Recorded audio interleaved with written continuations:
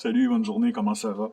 On poursuit aujourd'hui la lecture d'un extrait du livre Les Témoins de l'Essentiel que j'ai écrit en 2005, paru aux éditions Logique, une division de Québécois. Vous pouvez trouver ce livre-là en bibliothèque, bien entendu, mais il n'est plus en vente, il n'est plus sur le marché, bien entendu, puisqu'il y a trop longtemps qu'il a été édité, mais on y trouve à l'intérieur de petites perles que je suis en train de redécouvrir.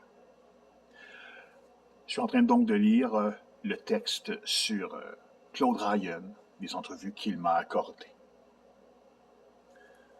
Voici où nous en étions rendus.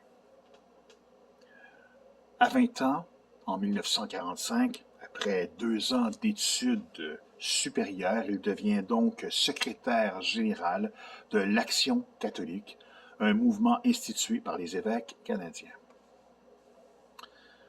Dans l'Action catholique, me dit-il, nous avions créé un organisme pour regrouper tous les mouvements spécialisés qu'il y avait à l'époque.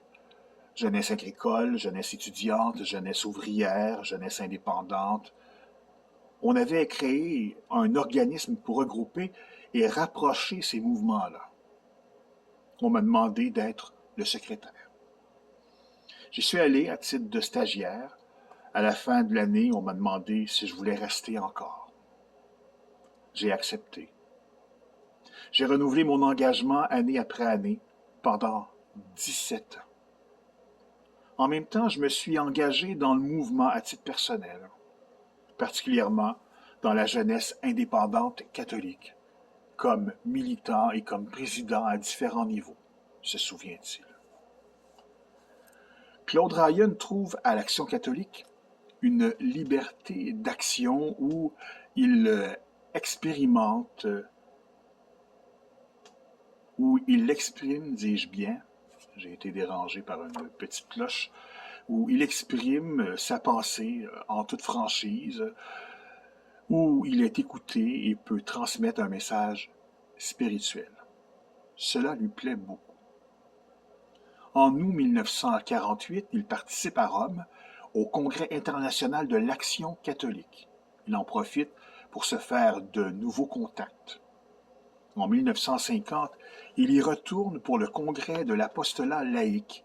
Il décide d'y séjourner un peu plus d'une année pour étudier et approfondir l'histoire des pères de l'Église à la célèbre université grégorienne. Depuis ce temps, il travaille sans relâche en se cloîtrant dans une discipline d'études quasi monastique. Durant ces mois, il sortira 2 ou 3 fois pour visiter l'Italie et se divertir. Tout son temps est consacré à l'apprentissage. À son retour au Québec, il s'implique plus que jamais. Un soir de janvier 1958, dans un petit restaurant, il demande spontanément à Madeleine Gay, une jeune militante de l'Action catholique, si elle est intéressée à le fréquenter. En juillet 1958, ils se marient. Ils auront 5 enfants. Le jeune père décide de se réorienter et ambitionne de quitter l'Action catholique après 17 ans à sa barre. À la demande de Gérard Filion, le directeur général du journal Le Devoir, il entre dans le milieu journalistique à titre d'éditorialiste.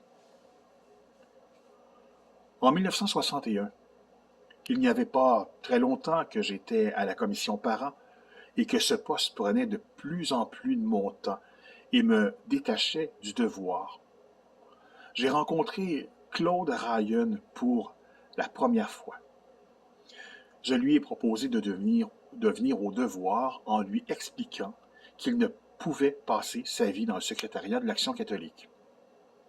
Ce sont des genres d'emploi qu'on occupe pendant un certain nombre d'années, mais ensuite il faut en sortir, racontait Gérard Filion il y a plusieurs années. Et il ajoutait, puis en 1962, je l'ai revu de nouveau en lui laissant entendre que moi, je ne finirais pas mes jours au quotidien Le Devoir et que j'aimerais bien le mettre à l'essai pour savoir s'il était capable de prendre la succession sans toutefois lui faire aucune promesse. Le 5 juin 1962, Claude Ryan signait son premier éditorial. Claude Ryan explique Dans les mouvements d'action catholique, j'ai appris que le résultat du travail ne se voit pas tout le temps. J'ai constaté que ceux qui jugeaient des résultats en fonction des choses visibles se nourrissaient d'illusions vaines. Tandis que si vous travaillez en profondeur avec foi, le résultat extérieur n'est pas important. Bonne fin de journée, bonne réflexion. On continuera la lecture de ce texte une autre fois.